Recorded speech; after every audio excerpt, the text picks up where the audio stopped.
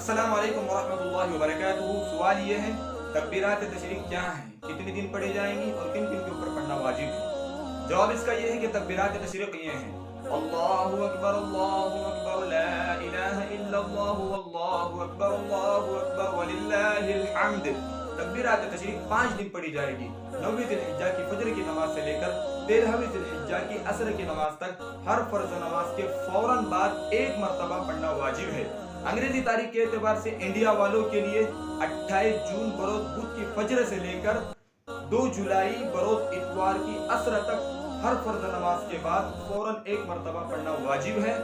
और ये पढ़ना मुकीम हो, मुसाफिर पर भी इक्तिदा की वजह से, देहाती हो, शहरी हो, जमात के साथ नमाज पढ़ने वाला हो, तन्हा नमाज पढ़ने वाला हो, मर्द हो, औरत हो, सब पर पढ़ना वाजिब है।